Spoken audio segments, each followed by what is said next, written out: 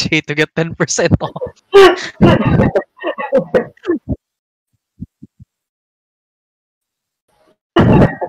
Remember, that's GenshinImpact.com/TJ Rosales. Again, GenshinImpact.com/CJ Rosales. You can also find the link down below in the description box and also down the comment where I pinned that specific comment. Remember, GenshinImpact.com/CJROSALES.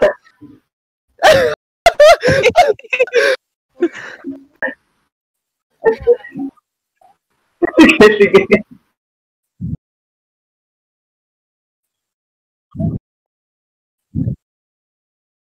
Anyway,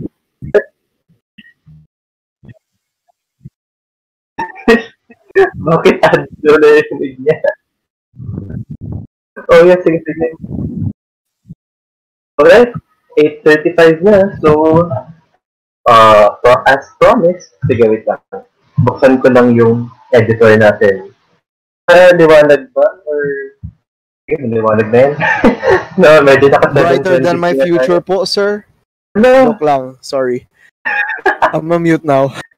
May sorry pa eh. May sorry. Okay. Sige. So, lagay ko lang yung header. Iterator. Magsisimula tayo. Tonight, magsisimula tayo sa pag-define ng ano na ba ang iterator.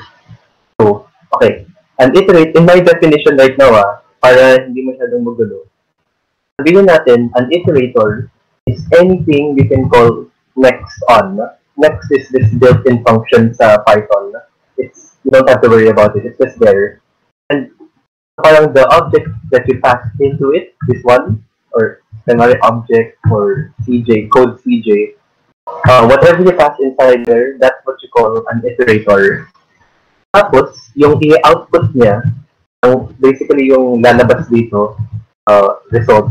Yeah, this one. Yung result na to, that's going to be a single element lang. As in, like, anything. You can return anything. And parang super abstract ng ganong definition. Pero for now, let's just say that an iterator is anything you can call next on. That's the intro. So, kanari, if you're wondering, ano ba yung mga familiar na iterators tayo? Range is an iterator. So, kanari, let's say range 10. Anything, parang let's say we store it in a variable. Kunwari, let's say result, para consistent, para sa kanila. When we store this thing, let's say, reference natin yan. Let's see. Ano ba yung kinalabas yan? Wait. Nag-warm up pa yung Python. Wait lang, guys. Pinbot ko ba? Ay, oh no. Did not make a... Ay. Sige, close muna natin. Wait lang, guys. 2 gigabyte struggles. Ayun, there it is. So, nagkaroon lang siya ng string representation. Kasi in-implement na yung repr dunder. Pero, basically, ang mangyayari niyan is, if you call next on it, let's say next. Ay, wait, ito na lang. Sige. Iterator. Tapos ito. Iterator. And if you call next, let's say we store it here. Tanggalin ko na to. If we store it here, would you be surprised kapag yung result na kinuha natin is 0? Okay, mali. Range object is not an iterator. Okay, wait lang. Ito muna. Secret. Let's do a hack. Iter. So basically, ang gagawin niya lang yan is it converts it into an iterator. So ngayon, when you do that, 0. Yes! Success! Ano ngayon? So, yung point nito is, you can call next all you want. Next. And eventually, so ang result nito will be 0. Tapos ito magiging 1. Tapos ito magiging 2. Ito 3. I think you get the point. Pero, yan yung point nun. You just keep calling next over and over again until you reach the end. So, kapag umabot ka na sa dulo, so let's say, gawin lang natin hanggang 3 for now. So, kunwari, yan. Hanggang dyan lang. So, let's say we can print this out. Ang palabas pa rin ito is 0 kasi that's the value we captured. Pero if you put result here, kunwari dyan, ang mangyayari is, na siya. Gets ba yung concept na yun? You just call next over and over again on the iterator. Tapos maglalabas ka ng value. May questions ba tungkol dun? Or anything? Let's see. I'm going to watch through OBS. Yes, CJ. Galing. Pa-send mamaya ng recording. Oo nga, CJ. I-send mo mamaya. Download mo RAM. Yan, dito si Rambot. Hi, Rambot. So. Anyway, gets the report na you just call next on it. Tapos it's going to spit out values, whatever. Okay, moving on. If we were to call iterator again, kasi di ba sabi lang natin hanggang 3 lang. Pero, since we called it again, ano kaya ang magiging output nito? Yung output niya, weirdly enough, is an error, and it's called up iteration. Parang to handle that, gagawa tayo ng try except. Familiar ba kayo doon? Yung parang try except. Yan, except. So parang kung nag-error yung sa loob nito, ito yung mag-run na code. So ganun. So parang you have to catch it para kung gagawa ng stop iteration. And the point of this is, yes, nag-go ng error. Ito, stop iteration. Para masabi niya sa for loop, let's say, for I in iterator, then I. So, tanggalin ko muna may dalawang pro if you don't mind. Yung point nito is, yung for loop, ang gagawin nila lang is going to call next on the iterator over and over again hanggang sa mag-throw siya ng error. Kunwari, bigyan na siya ng, oh no, stop iteration now. Sabihin lang, we're going to stop the loop and we're going to move forward. I mean, forward as in here. Yeah, the part na yan. And that's the power of an iterator. Parang you just call next on it, you don't really care what it spits out. As long as you can call next on it, then it's going to give you a value. And then, if for some reason yung value na yun is in a certain pattern, then rather the range, giving 0, 1, 2, 3, 4, parang it's going to be a very useful way of producing values in a for loop, kunwari. The reason why this works is kasi yung for loop, parang may internal siyang ginagawang ganyan. Parang kunwari, let's say, iterator yan. Parang ginagawa niyang ganyan. Kasi nakalimutan natin ito gawin. Parang ang gagawin niya is convert it into an iterator. So parang let's say in the context of this, let's say, ano bang pwedeng pangalan ng this? Numbers na lang dahil tamad tayo. Numbers, let's say 1, 43, 908, kanari yan. Ang mangyayari yan, magkakaroon tayo ng iterator. Yung gagawin ng for loop is, i-convert niya into an iterator, so kunwari ganyan. And then after that, it's just going to call next. Ay, sige, let's say, shortcut na lang ito. Mas parang ang gagawin niya, paulit-ulit yan, yung next na yan, next, hanggang mag-stop iteration. That's basically it, that's how it works. Yan siya kay, that's an iterator. So, that's the end of this first section. Para may background lang tayo, that's what it does. May questions again. Okay. Rinig yung ad. Oo nga, so yung, ano yun, yung TV yung sa background. Okay, Aaron. Yo. Okay, naturo pa na ito yung try catch. That's good. That's good. Hindi ko naalala yun. Hello? Oh no. Umiyak na si CJ. Not good. Okay, sige. Is there a way to find out what index the iterator is at next? Okay, that's a very good question. And yes, there is. There's a built-in function in Python called enumerate. And it takes in two arguments. It's basically I know it doesn't take two arguments. It just takes an iterator. Medyo redundant yung mga pangalan, so let's remove this para hindi tayo ma-confuse. It takes in an iterator, and then it returns another iterator. Weird, pero let me show you. Another, let's do numbers.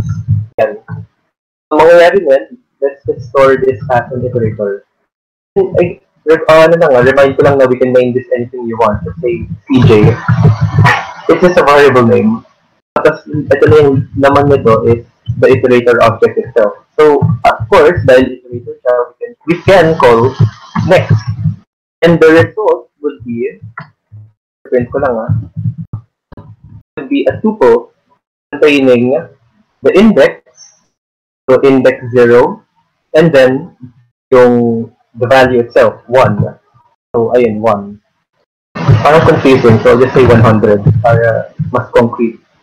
Ayan, there. So, index 0 is the element 100. Magiging super powerful yan kapag anwari. Dahil iterator na to, for loops know how to talk to it. So, we can just say for,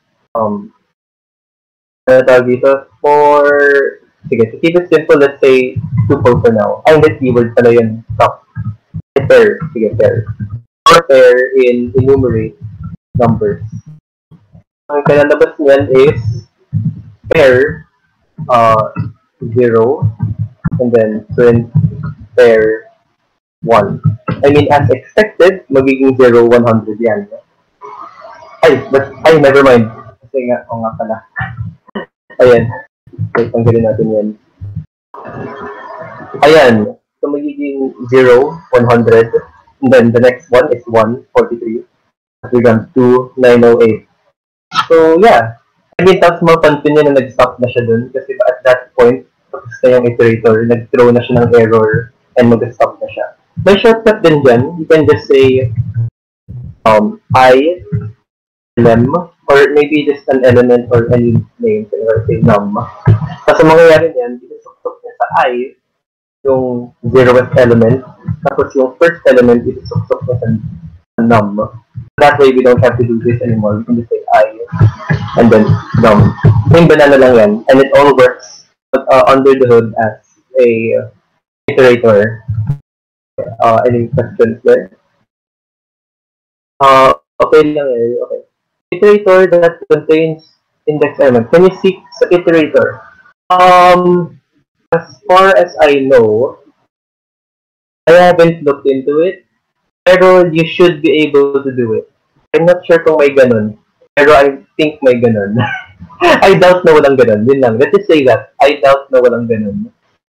So, access certain index. So, kung ganun, wag ka na mag-iterator, I think. Which is just access it directly by the index. Kung ganun yung use case. Pero, I'll talk about why iterators are important in Python. Pero, for later na yun. That's a later section. Okay. So, I mean, yun nga, if you wanted to randomly access the elements, it's better to use the index. Kunwari mag-number 1 ka. Ganun. Pero if you want to enumerate over them, for some reason, kailangan mo to, yung index. And there it is. So, may superpowers na kayo. Enumerate. Okay. So, wala bang questions so far on that part? Wala ba? Oops. Oh no, I deleted it. Wala ba? Wala ba? Sige. Alice is typing. Sige, let's wait for him. Okay, wala naman. Great! Great. So, recap ko lang. Iterators are any object. Okay, tama ba yun? Tama ba yung grammar dun? Anything na lang. Iterators are anything that you can call next on. You can call next on. So that's it. If there's anything you can take away from tonight, it's this sentence. It's just anything you can call next on. And then from that, you can build on top of it. And rather in Python, they build a for loop around it. Or maybe you wanted to. Okay, let's talk about that later. Kailangan to big wait lang. So ngayon, you may be asking or wondering, how are we going to make our own iterators? And Kaya, this is the reason why I did object-oriented last week. Kasi medyo para makita niyo yung bare metal of how iterators work under the hood.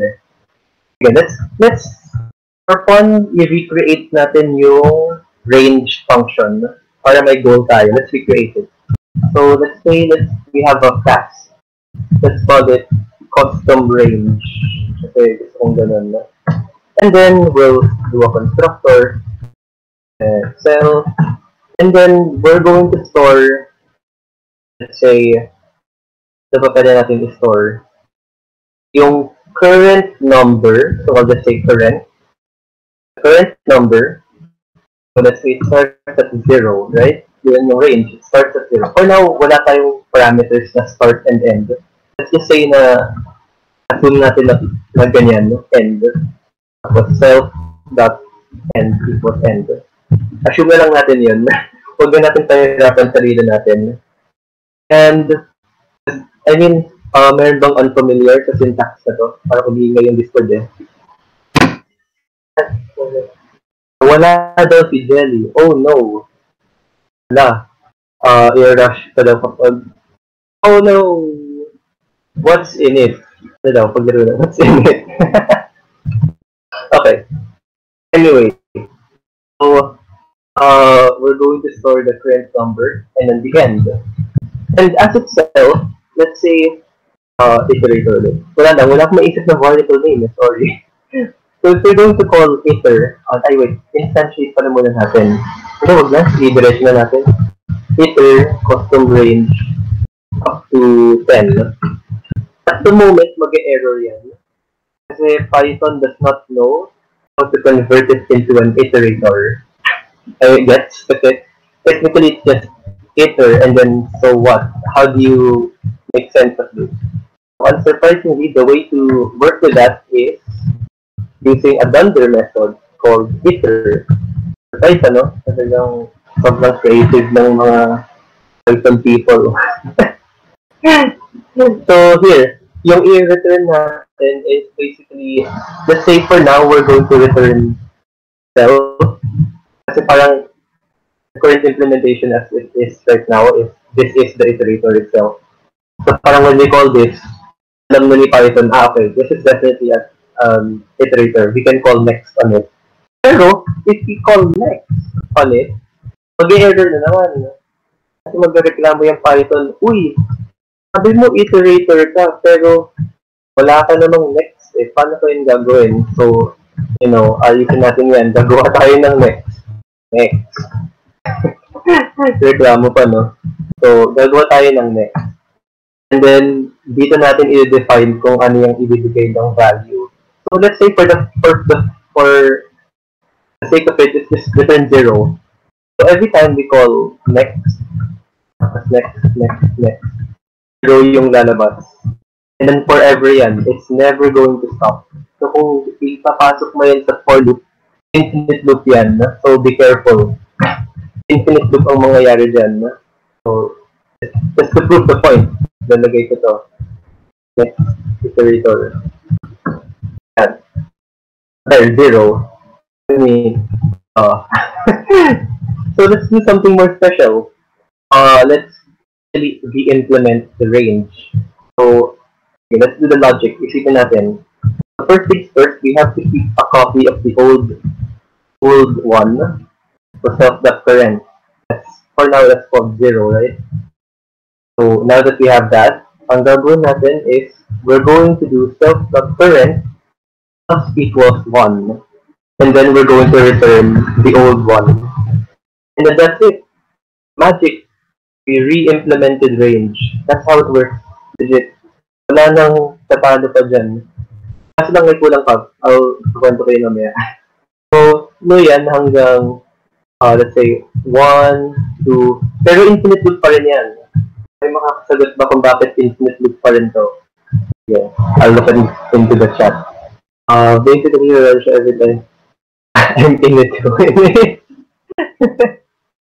Nice. Sige, nag-run siya every time you create an object. Yeah, that's true. Demonya Python. Huwag niyong galitin Python. Nangagat yan. Oo nga. Careful, guys. Not good.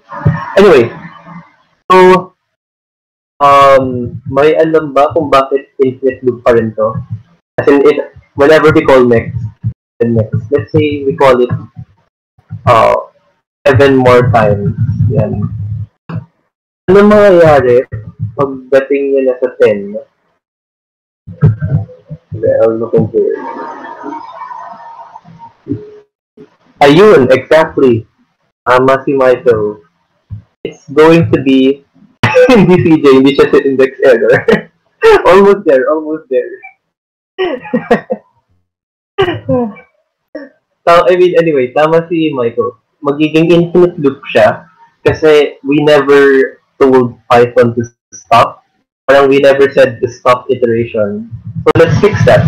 So, kanwari, sa taas nito, if yung current natin is greater than or equal to self.end, alam mo, ilagay ka na lang sa variable. Wait lang. Yun, ito na lang. Sige, old. Bagay, yan na siya. Old. Tapos reuse na lang natin. Old. If old is greater than or equal to the ending, then we're going to raise up iteration. And that's just it. Yan na yun. Yan na yung magic niya. So, if ever we... Sige, padaliin natin boring natin. 3 lang. 3. So, as soon as we call... Sige, let's remove this for now. For now, this is legal. Ang lalabas nito is 0, 1. Tapos, as soon as we print it, at that moment, 2 na siya. So, let's see. Yeah, 2. And, you know, kaya nga tayo nag-object-oriented para makita nyo na may nangyayaring variable changing dito, nag-update yung ito. So, yun lang yung point. Anyway, kapag nag-next na tayo, let's say, ganyan, ang mangyayari ay, kahit hindi na natin i-print, kapag ganyan, ever na yan, which is exactly what we want. Kasi, that's how we tell Python to stop. Ngayon, we can just do this. For I in custom range, figure 10, and then this I.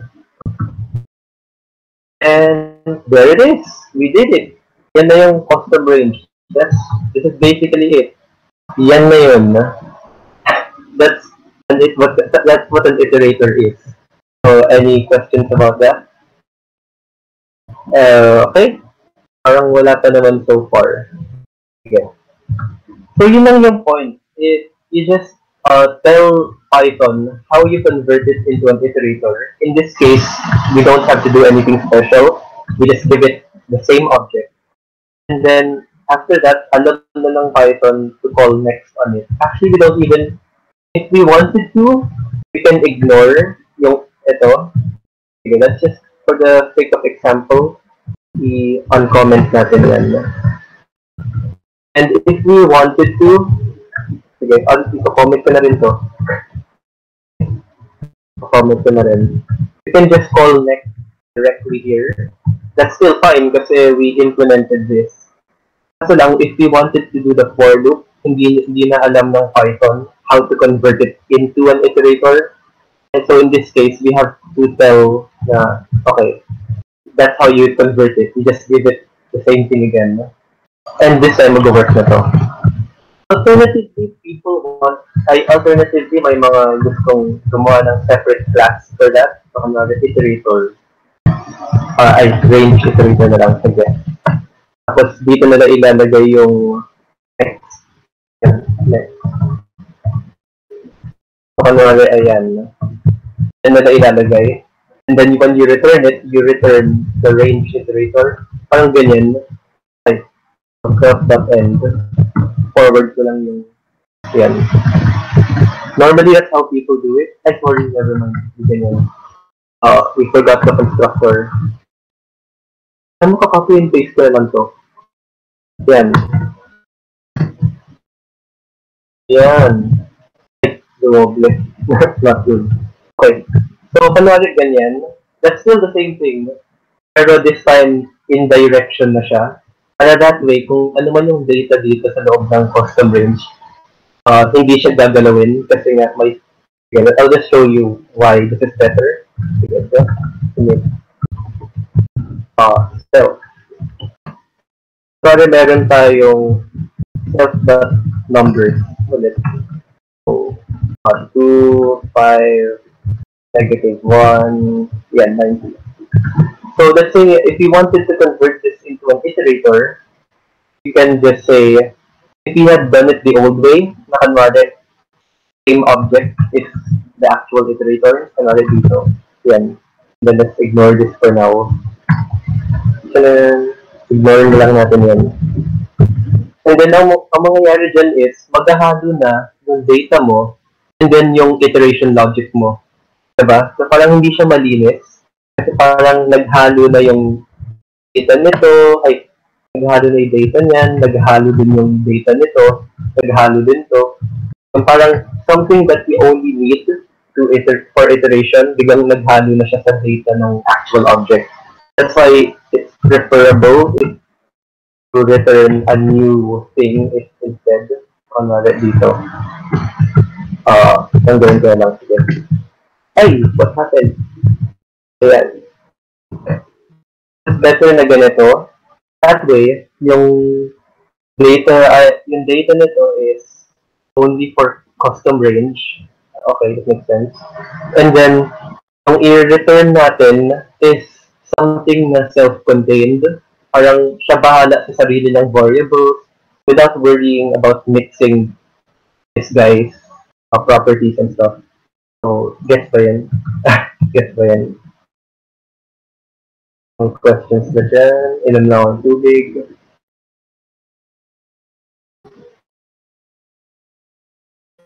Okay. So, moving on. Dahil nakita na natin kung gaano kadali lang gumawa ng iterator, pwede na natin i-explore kung bakit ba siya useful in the first place. Again, let me just scroll through my outline. Ay, sige. Actually, you know what? Never mind. Mamaya na muna yun. In this case, pwede ko nang explain kung ano yung, tawag dito, yung generators. So now that we have an idea on iterators, I can define a generator as, I'll define it. Generators are syntactic sugar over iterators. What? Ano raw? So, in essence, this looks ugly. Diba? I mean, do you guys agree that this looks ugly? Ang kahaba-haba ng gagawin natin, why can't we just say for in object.numbers, diba? Keyword pala yun, sorry. Range.numbers, diba? Ay, keyword. Bayan, range object.numbers. Why can't we just do this, diba? I mean, tama yung argument niyo. Why can't we just do it the easy way? So, you know, tama ng feature yung Python to make our lives easier, and that's generators. And we can, we can convert all of this mess, yung like class pa dyan, yung class na to, and this one, into just one small function. So, kunwari, here. I'll comment this out, if you don't mind. Yeah. And the alternate syntax for it is, we define a function, let's say custom range, then we take the end, and then, this is the kicker. This is the best part, guys. Magugulat kayo kung gaano kaganda yung syntax. So, we're going to have current. Parang makita niyo na similar siya. We're going to keep track of the current number. And then, while the current is less than the end, yield current. That's it. This is it. That's the entire syntax. Okay, I'll just show you that it works. Kunwari, custom range. Custom range. And pair. 0, oh no, infinite loop. Oh no.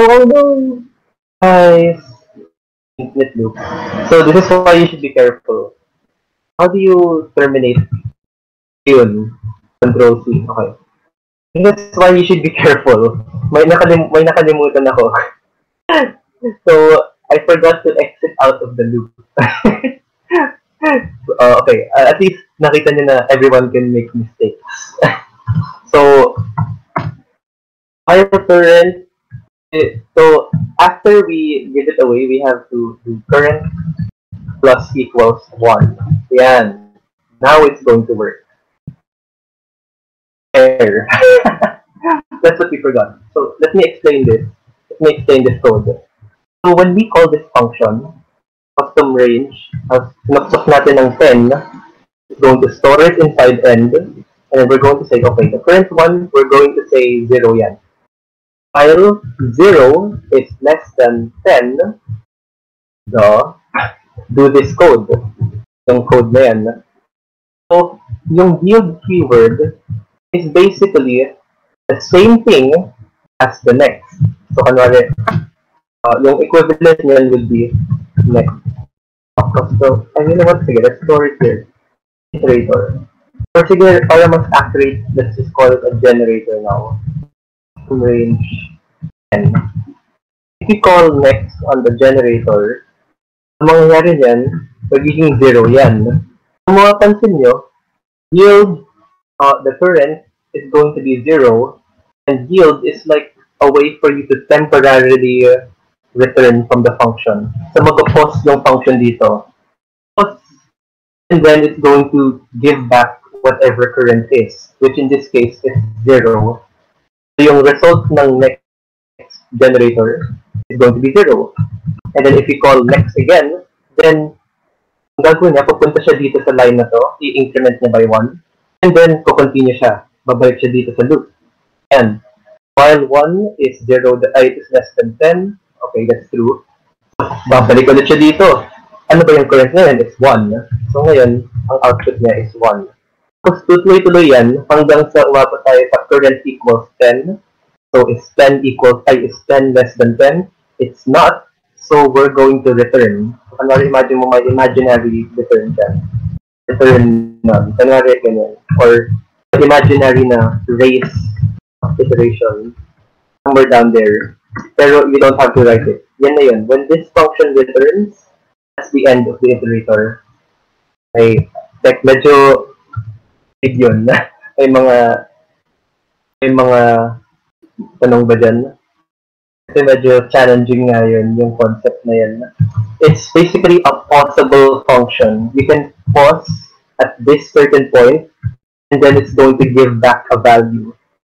And then, so basically, what we call custom range, it's not gonna run anything. Parang gagawa lang siya ng object, parang roughly equivalent to this. And then, it's just gonna say, okay, wala pa tayong gagawin. And then, as soon as we call next, dun lang magti-trigger yung function, and then mag-pause siya wherever we indicate it. Next time. Yes. So, yield is a pause, while return is a put. Yes, it is. Yield is pause lang, pause. And then, you have the option to call next again, and then,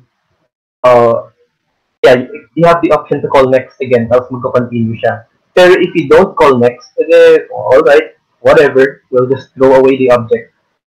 That's the advantage. You have the power to choose when you want to iterate over objects. Do you want to you get to choose when you want to call next, whatever here. Then, if you stop here, then, alright, parang nawa pa, edi wow, wapagayan na si Python, edi wow. Parang, once the function ends, natapon niya na yung generator. Like, okay, goodbye. We don't need this anymore. And that's good, kasi ang advantage nun is, let's say you wanted to calculate the permutations in a very long string. Kunwari, yan. Kaya ang mangyayari nun, you just say, next, okay, give me one permutation. Okay, next again, give me one permutation. Kapag nahanap ko na, okay, I'll do whatever I want to do. Pero that means we don't have to calculate everything beforehand. Gets the advantage. Let's think of it like YouTube. So, if you're going, kung si YouTube, ang ginawa niya, you have to download the video before you get to watch it. And that means we have to download the entire video before doing anything with it. Ever since di naman ganun, ang gagawin ng YouTube is, it's going to give you partial data. Ito lang yung part ng video, so you can watch it while downloading it. Diba? Parang this is basically how it works. Parang you get the choice to call next whenever you want, whenever you're ready, so that when you parang that's compared to getting everything all at once, which is overwhelming. And you still have the option to throw away the generator whenever you want. So yeah, ano to? Interesting. Yes, very interesting. Narinig mo rin yun? Ako rin eh. Narinig yun yung police. Wow, cool. Lapit lang pala kami ni Ellis. Saan man ka, Ellis? Never mind, narinig yun lang pala to my mic. Okay, anyway. I'll talk about how this is useful. Pero nag-gets niya ba yung syntax kung bakit siya ganun? So parang whatever you yield is equivalent to the return value of next. So, just to make it explicit, yan. Yung current na yan is the same as this current. We just say, okay, pause this function and give back the current value of current. And then, mas babalik tayo dito. Okay, uy, may value pala to. In this case, 0 daw siya. And then when we call next again, and then next, and then next. Yes. Naka-mute pala siya. Gets ba so far? Kasi kapag ganun, we're going to move on to a seek into linked lists. Excited ba? Parang, wow, linked list. Galing nga. Anyway, introduce ko na rin kayo sa tawag dito. Introduce ko na rin kayo sa ibang infinite iterators ng Python, which is, delete ko lang ito Sige. Ipakita ko lang sa inyo na compare this to that. Diba? No contest. Sobrang ganda. Ang ganda ng syntax. Ganyan lang yun. So parang you can just think of it as possible functions.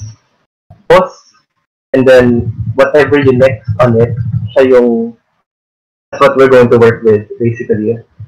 Parang, if you're going to put it in a for loop, I in custom range 3, ang I is technically the result of the next. It's parang under the hood din ang ginagawa ng for loop eh. Parang siyang while through. Parang ito lang yung ginagawa ng for loop. While through, tapos biglang try, next, tapos iterator, yung ganun, tapos biglang yield, kanari ganyan, or something. Tapos biglang except, stop iteration, yung ganun. You can imagine that's probably how they do it. And, or siguro. So, kanari ganyan. That's what they do. Anyway, okay. Let's introduce ko kayo sa mga custom iterators ng Python. So, right here, I opened up this web page here. Baka nag-reload na. Oh no! Yeah, nag-reload niya. Sige, hintayin natin.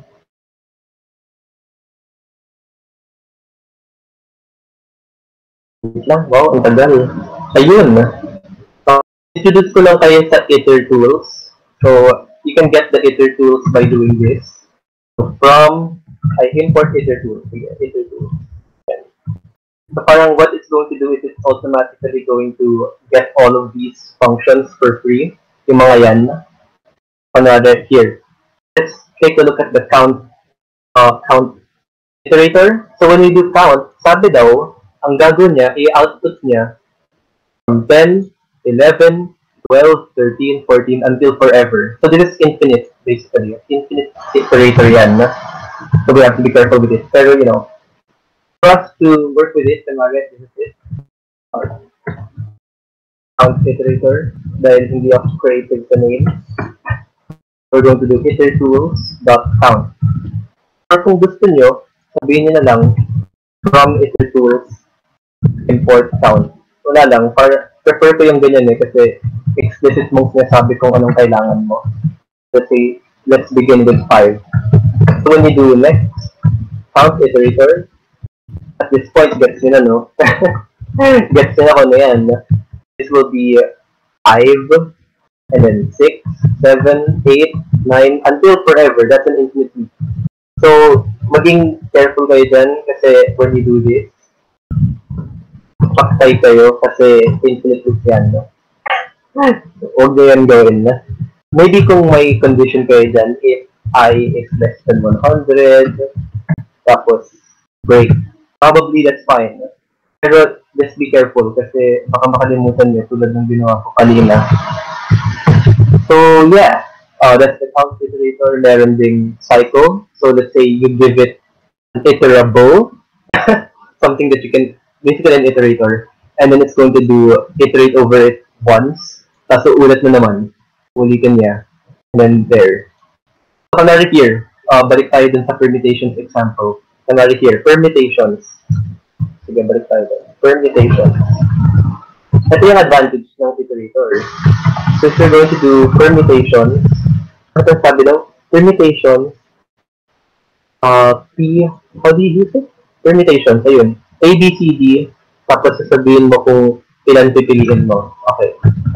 It's all possible combinations of CJ, CJ. Nangyari yun. Tapos 2. Sige, para maging simple, this is that. So if this wasn't implemented as an iterator, ang gagawin ng Python is it's going to look through all the combinations and it's going to give you a list. So kunwari, that's going to contain CJ, tapos CG, and so on and so forth. Diba? Yun yung i-return niya. Pero, what if lumaki ng sobra yan? And you can imagine na yung at this point, mag-hang yung code mo at mag-stop until it's able to put everything into that list. Gets? And that's the problem. You don't want your code to be parang blocked. That's the term they use. This is blocking. Blocking code. You don't want this. Bad idea yan. So, the solution to that is iterators. Para when we say next, firms, okay, let's do that. Firms. Mangyayari niyan is next is going to give us the first one, and then this one, and then this one, and then this one, diba? So parang iniisa-isa niya yan, and every time you call it, yun lang. It's not going to generate everything all at once. It's just going to generate until we ask it to. Kaya siya tinawag na lazy evaluation, parang ganun. Kasi sobrang tamad niya. you only get the result whenever they ask for it. Kunwari, if we're going to do for I in firms, yun na lang siya. Ang mangyayari dito is just the traditional behavior. You're going to iterate over all permutations until the end. This is blocking. Blocking pa rin yan. Pero, choice mo gumawa ka ng for loop Pero, the point is, now you have the choice to say, if P is equal to something there, then stop. You don't need to calculate anymore. Mag-stop na tayo dyan. Ito yung power niya. Like, generate as needed only. Okay? May naka-tanong ka dun. Let's see. Okay. Ba't nakikikay na naman? Gorgot na lang Para. Anyway, so that's the advantage. we don't have to calculate everything immediately. We can just say, okay, ito yung first permutation, second, third, and fourth. Okay. Moving on to the next iterator. Now, let's see. Combinations. Okay, let's do... Anong curious kayo? Repeat? Repeat ba yan? Oh, this is actually useful, yung repeat. Kunwari, tinamad na kayo. Sabihin nyo, 2s. And you're supposed to get a bunch of 2s. So, 2. Kung tamad kayo, edi maging big brain na lang kayo. Gumamit kayo ng iterator. And you're going to say, I forgot to import it. Wait lang. Ano nga yung pangalan niyo? Repeat. So we're going to have repeat 2. I think that's going to be infinite. That's another infinite iterator. I think. Ano sabi ng documentation? Endlessly up to n times. Okay. So we can provide an optional argument. Tapos repeat up to that many times. So yeah, kunwari, you want to repeat the element 2 100 times. So we just say for 2 in 2, we print the 2. Bro, ano yun? Ay, wala. Naghang yung Python. Galit siya. Wait lang. Ayun, nagawa natin. Oh, look at all these tools. Amazing. It's very beautiful. Sige, ano bang mga questions yan? Yes, ang daming cool stuff talaga. Yes! Tama! Yes! Amazing yan. Gamitin mo to sa Code Wars. Very powerful construct yung generators. And yung advantage niya is because you don't have to calculate everything beforehand. Mas memory-friendly siya. Imagine nyo kung meron kayong 1 gigabyte na MP4 file. So, would you rather load all 1 gigabyte into your RAM and then serve it to the user? Or just give small chunks one at a time tapos di mamamatay ang RAM mo. Diba? That's it. Ito lang yun. The point of lazy evaluation is to not do so that hindi siya eager. As in, atat magbigay ng buong value. So yeah, that's it. Sige, maghanap pa tayo ng mga X para hindi siya one time, big time. Tama. Read my Twitch comment. Anong Twitch comment? Where? Special. Anong special mention? Ano to? Alam.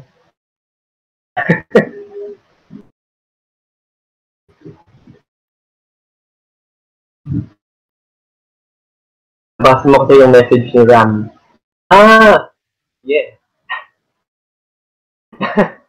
Outs had to leave na. Oh no. Sige. See you later, Aaron. Habol tayo lang. Sige. See you soon. Okay. Let's move on to... Sige, para ma-prove lang natin yung point. Ang dami mong pwedeng pagpilian dito sa iter tools.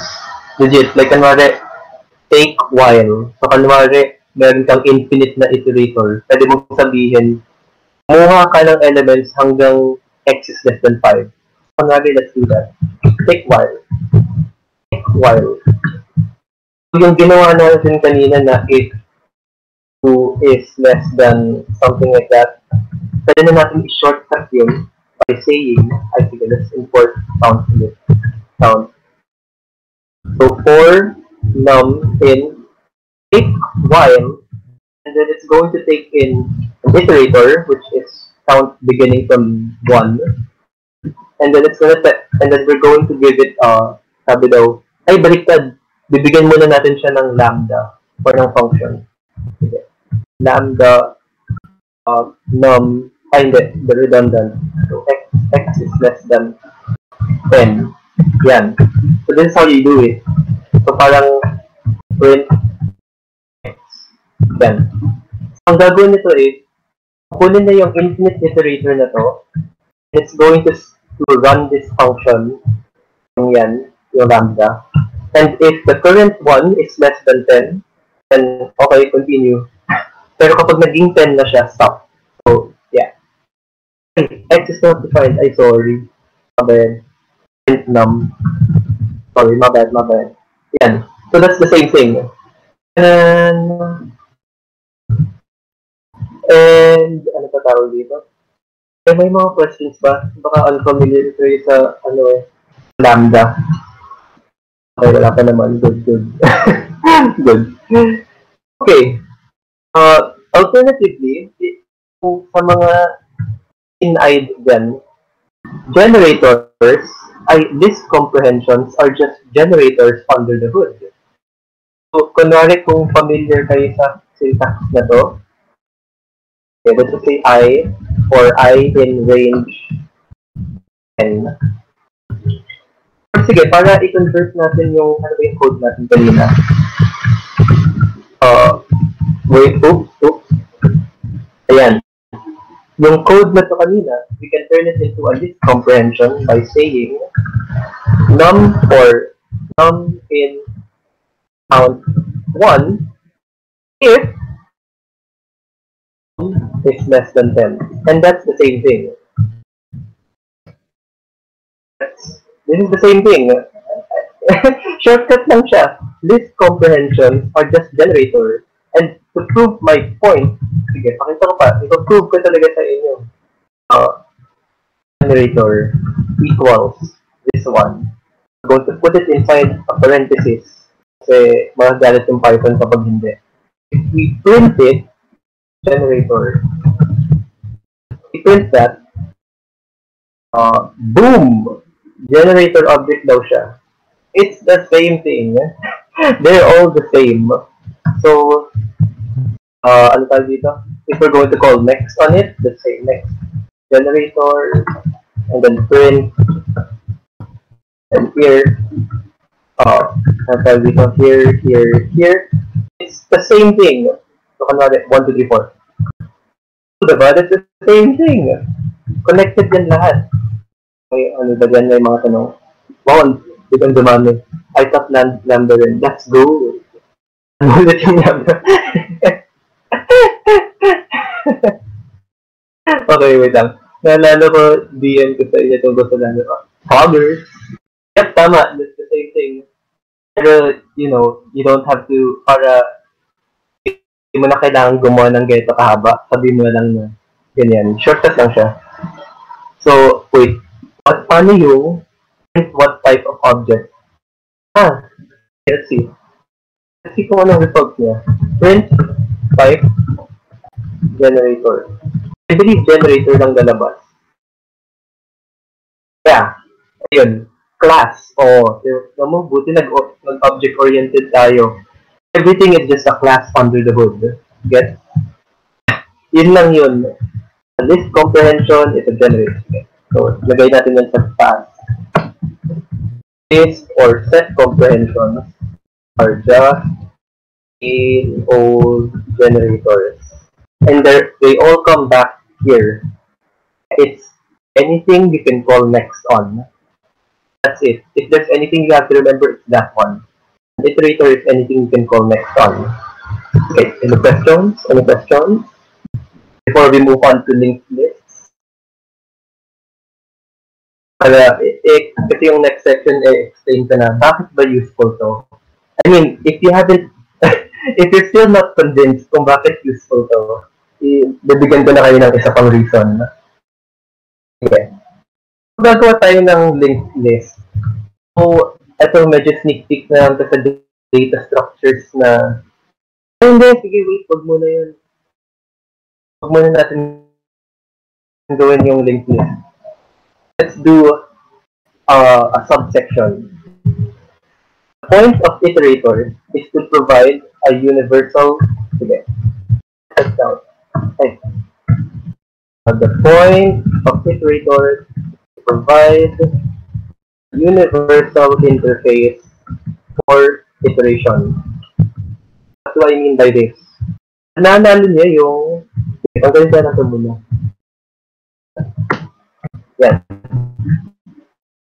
Kung naalala nyo, whenever you have a list, let's say numbers, talagang tamad na ako, ano, 4. But if you call sum, and then you say numbers, it's going to take every element here and then sum them up. Pero in reality, ang ginagawa ng sum is it converts the thing into an iterator first, and then it calls next over and over again, and it sums it up. So let me just show it in generator form, custom sum. An iterable. Maybe you can, sige, let's make it iterator. Sige, it na lang, it. Iterable. It converts it into this, and then nagawa siya ng parang ganyan. Or sige, wag na natin ganyan. Gawa na lang tayo ng yield.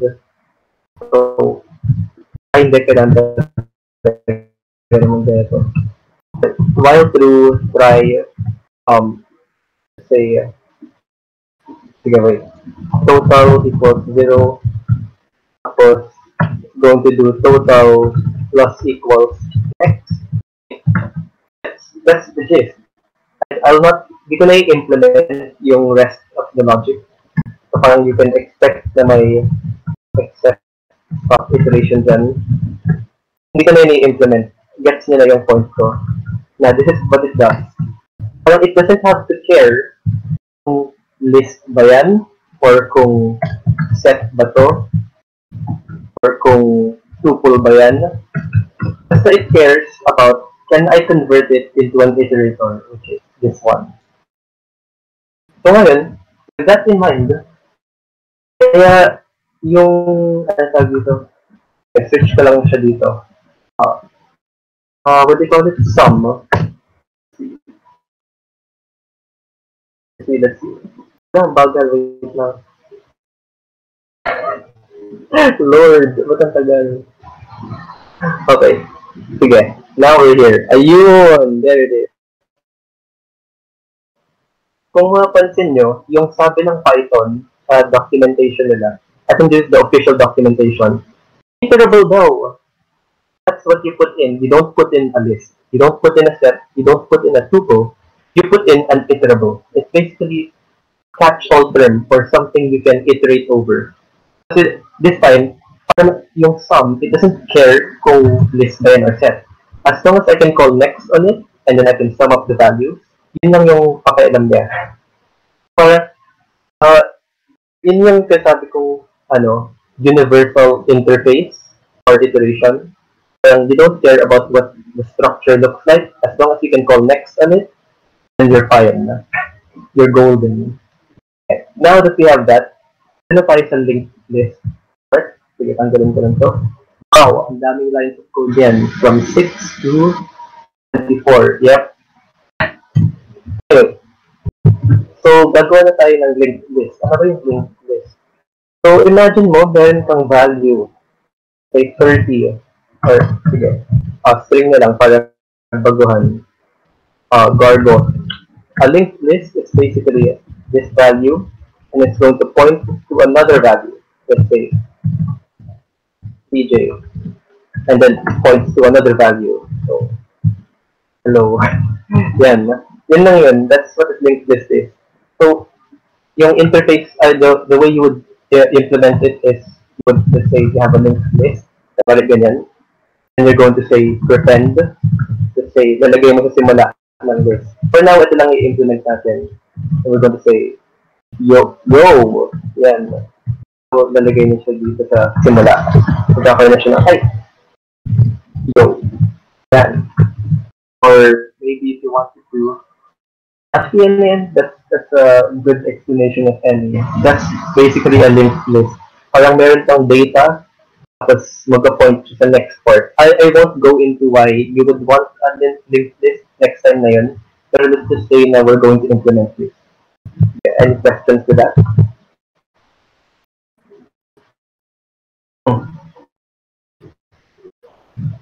Anong 5 seconds? This one's more than 5 seconds.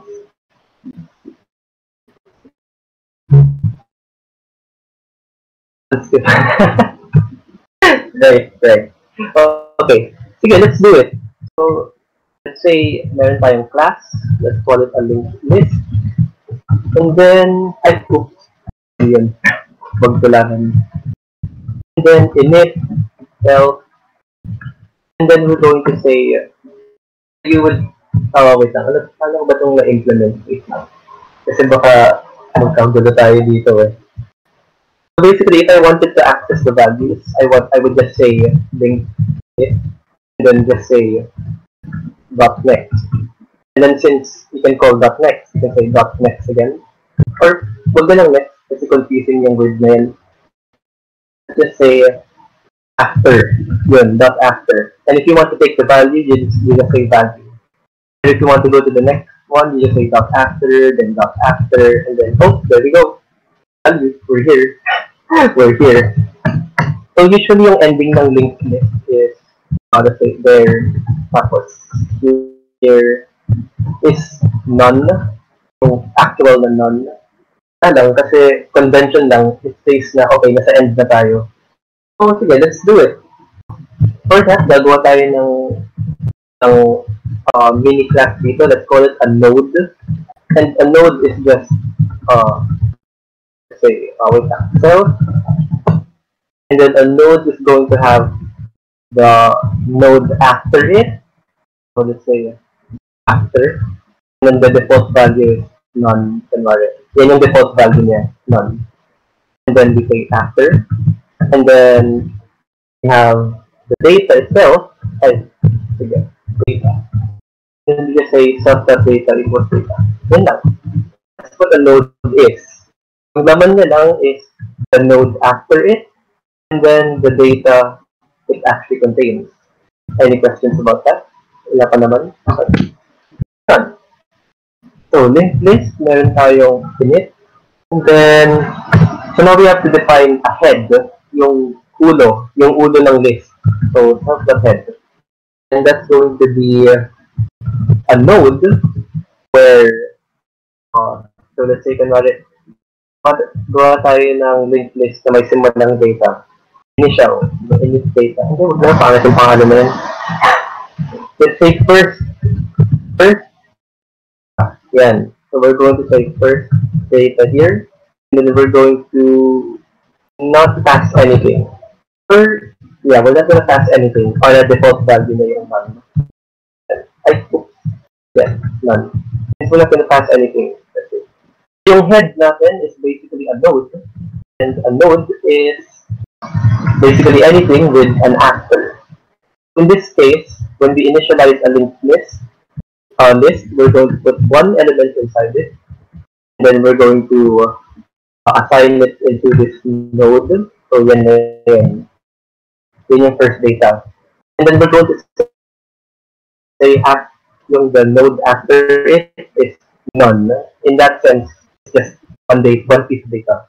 So if you wanted to add more stuff into it, you can just say prepend, which is mali pa spelling. Prepend, and then we're going to now set the head as nakalimutan ko yung parameter dito, data. So now we're going to create a new one. Wait lang. May mali. Okay. We're going to create a new node, put in the data, and the old head as its after. Gets? Gets ba yun? Gets? Parang, kung ano yung head natin ngayon, yun na yung bagong after ng bagong head nito.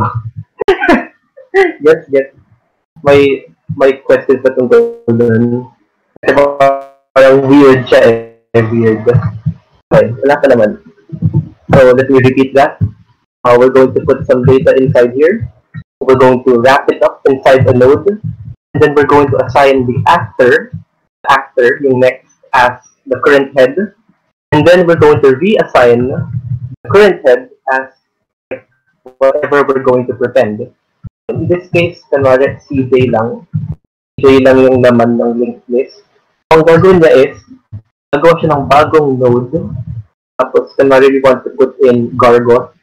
Ang gagawin niya is, gagawa siya ng Gargos sa simula. Tapos ngayon, yung dating head is now the after. Tapos mag-point siya sa none. Yes ba yan? Okay, parang nag-guess mo naman. That's good. Okay. So, I'll just do some fancy stuff here. Nalagyan ko ng return self. Kasi, sige, I'll just leave that comment there. So let's say we wanted to initialize the list. Sorry, a link list. Let's call link list na tayo sa CJ. Yeah. Ito si CJ na yung example ko para sa ano.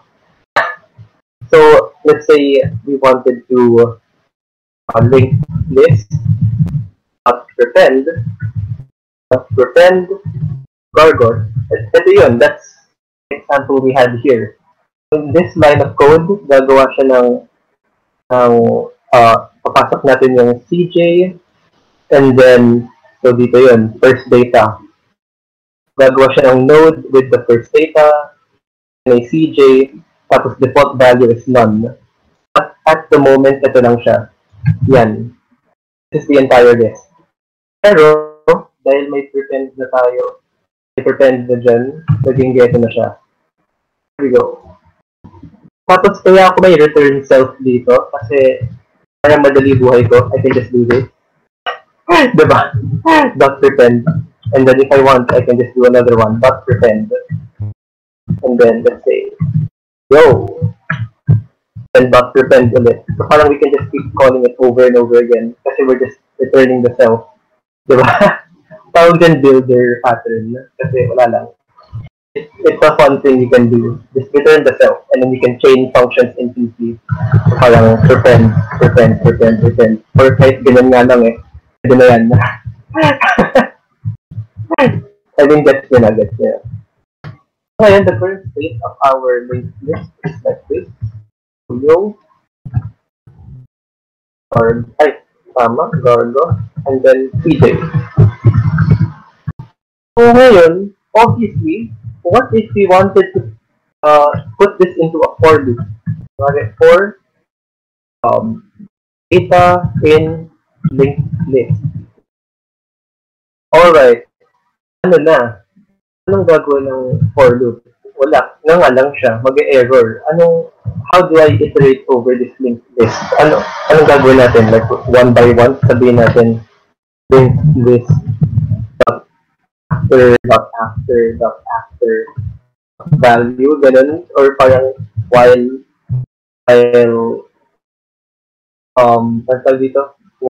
node dot after is not equal to none, and then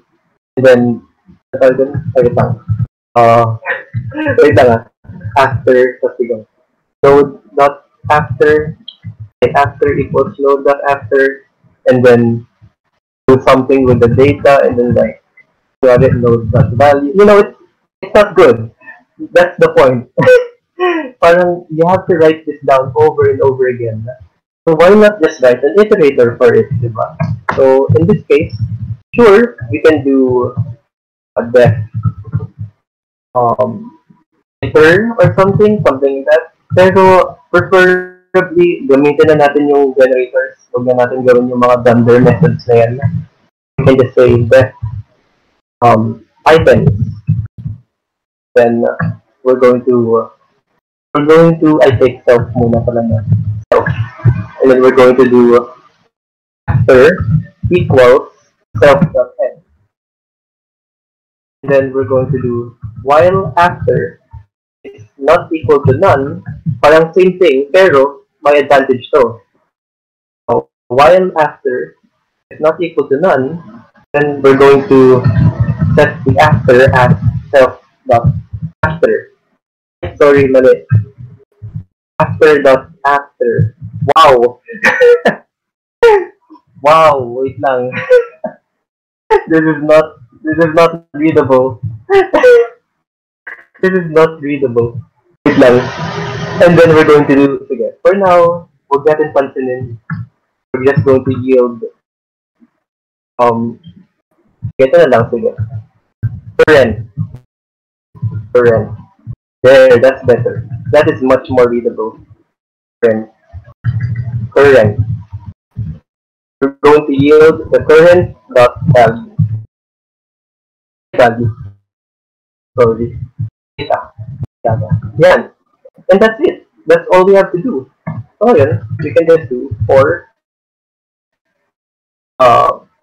data in list dot items, and then we can do print data. Run this. May unexpected thing din. Sorry. Unexpected. Alam mo, sige, yan. Galit siya sa akin eh. Ayaw lang ganun. Ganyan na lang. Para mas pangit. Gusto niya ganun. Anyway. Ay, hindi pa siya nag-run. Ay.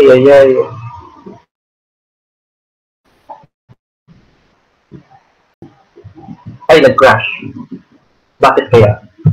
Oh, shoot! Infinite loop. Ay. Kaya pala.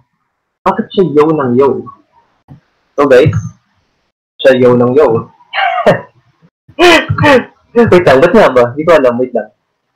Our current is not equal. Tama na yung ginawa natin, di ba? So, items, yield, current,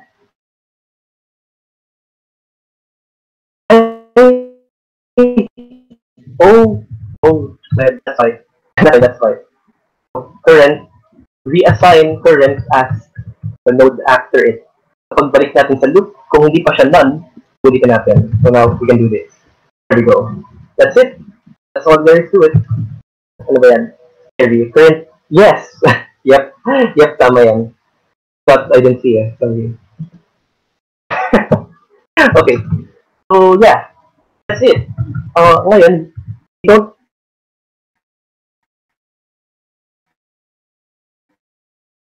parang hindi na siya kailangang mag-list or set. As long as it's iterable, tama lang for loop kung ang gagawin for iteration.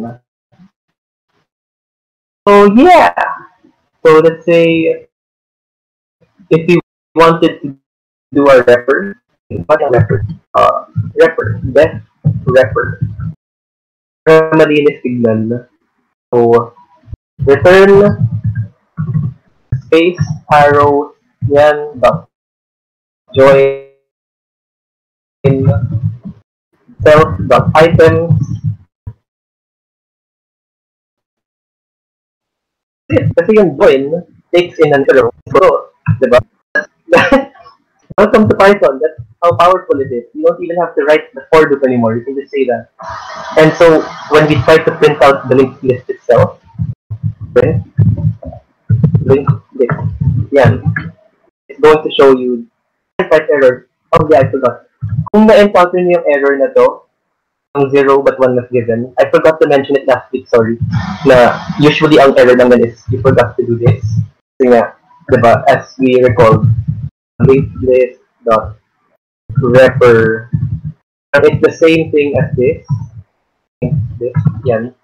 It's the same thing. Pero dahil shortcut na lang natin, linked list dot wrapper or something. Ay, shortcut na lang natin. Dot wrapper. Yan. Parang automatic na pinasok yung self. Which is this one. So yeah, that's how you solve it. Kasi I think I forgot to mention it eh. Na usually ganun yung mga yan. Anyway. So here it is. We have it. And sige, we can print more stuff if we want. Stuff print. Hello. Then there it is. Hello, yo, Gorgos, and then PJ. Powerful. And then oh, wrapper is what you call you do stuff like print. Yeah. Parang it's a way to tell Python this is what it looks like when you print it out. Or alternatively, you can do string, another str, that when you explicitly call it like that.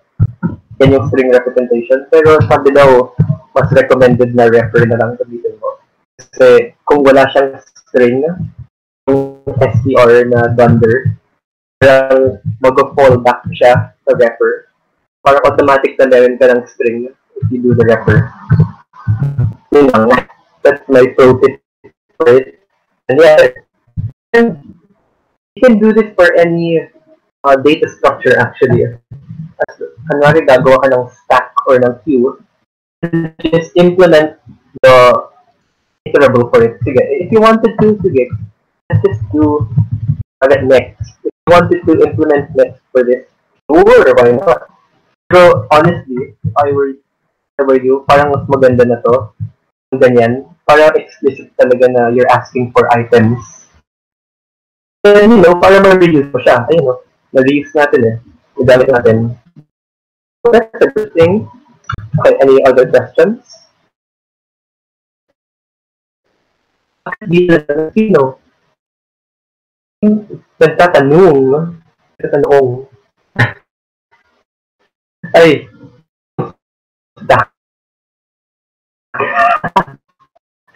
Ano yung stat? Okay. Yeah, I'll check kung meron pa tayong mga pag-usapan. Yeah, ngayon, yung advantage nito is kahit hindi list or set yung linked list, we now have the ability to say linked list items. Diba? Parang dahil iterable na yung linked list natin. And you know what? Sige. For fun of it, let's just do this. Def iter, to convert it into an iterable, we just say items. That's it. Don't have to copy and paste this again. You can just say, to convert it, just do this. And we can just do this. Parang, pwede na natin yan. Sum the linked list, and sorry, hindi pala numbers. Whoops. My bad. Wait lang. Ito, gawin ko na lang itong iter cell. Kaya mas malinis. Yan, iter cell. Mas malinis yan. So let's say, gawin natin numbers. Sige. On 100, negative 69, and then 420. Yan. We're going to sum that. That's right. Kalimutan ko na naman yung self. That should work. Yep, there it is. So yeah, sobrang flexible ng iterators, guys. Please use them. Please use them for your daily pleasure or something. Kayo bahala. You know, it just gives you like powerful way of iterating over stuff. Ayan, pwede na natin sabihin, node in linked list. Hindi na natin kailangang sabihin .items kasi sinabi na natin na this is how you convert it into an iterator. Kasi diba kanina, we had to say .items. When we don't have to, kasi the for loop now knows how to convert it into an iterator. So yeah, that's it. I believe that's it. Please note, just the same thing. It works. And then if we wanted to print it out, like the actual linked list, then going to use the wrapper we provided. Integer found. Of course. So, kailangan muna natin okay, gagawa ko ng hack, guys. I-hack ko to. Watch this. Watch this. This is a bad hack. Pero, we're going to say x for x in iter. Sige, ito na lang. Don't have to explicitly call it. Tingnan natin, str. Yan. That's guaranteed to work. Yun. Yun, guys. Dahil alam kong yep. Basically it. Hinak ko lang yan, guys. Kasi alam ko na yung ito, they're just generators. So I can be confident na Join will understand what to do with it. Oh yeah, I believe that's it. Sakto na naman. 1 hour and 30 minutes yung session natin. Ay, sige, wait. You know what? While we're at it, gawa na lang din ako ng work example para sa alam niyo yung practice number 1, yung ask for n inputs. Yun yung ginawa ko din eh. So parang, I'll just sit here, parang short aside. Wala lang, because now we're here. And ask for n inputs. So, kunwari, ask for n inputs. Yung ginawa kong solution dyan was I used like generators for it. Kunwari, def poll input. Parang ganyan na. Poll input. Ano tawag dito? Wait, I forgot what I did. Wait a minute. Yun. Poll input n. Kunwari, for I technically I don't need the variable, so I'll just say underscore for range in n the field input. Yan. And then dito sa baba, ginawa ko is yield in output. And sum of all input of input.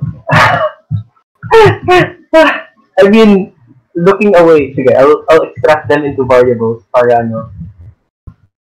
Count that dito. And then the iterator is that and iterator. That's it. Pero alam kong iterator to, I can just say sum and then it's all magic now. Don't have to worry about how do I sum it. I don't have to say total plus equals something, diba? Parang just let Python do its thing and then there we go, off to the races. Good. Okay, anyone got questions for that? Yung underscore, wala lang, it's naming convention. Kasi technically, if I wanted to, I can just put I in here. Pero I never use it. Diba? Walang I dito. Para ma-communicate ko na I don't use this variable. I'll just say underscore. Para, wala lang, mas malinis yung tignan.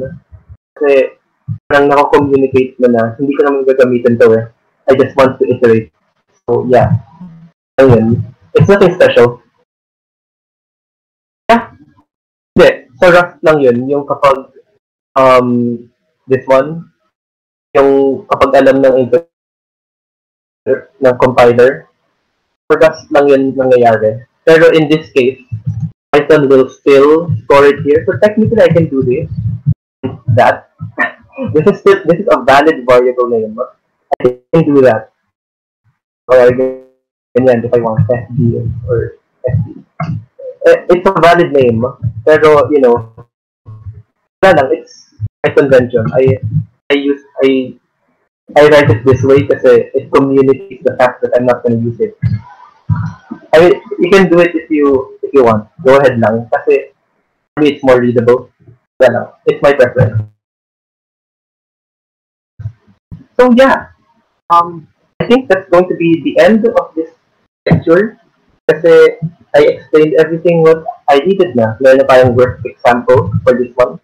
If you wanted to do like yung ginawa ni Ads na one-liner, gumamit din siya ng list comprehension eh. Kasi if you think about it, this is a list comprehension by itself.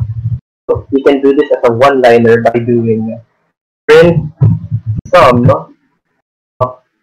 Close ko muna. The sum of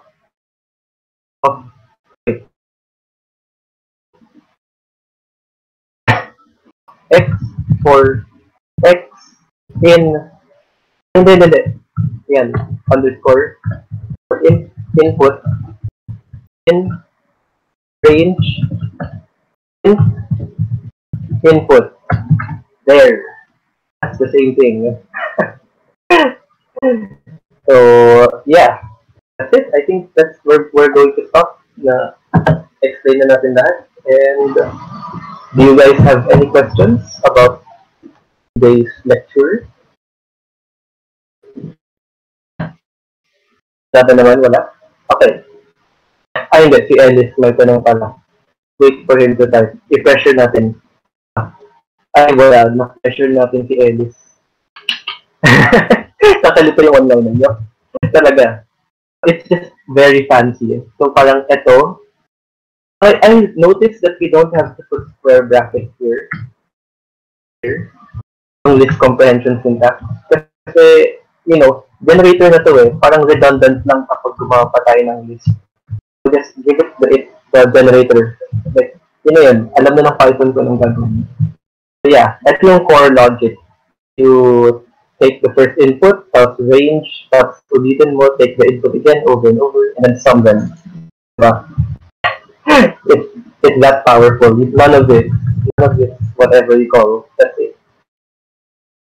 Oh yeah! I think I can stop sharing from here. Okay. Yeah, okay.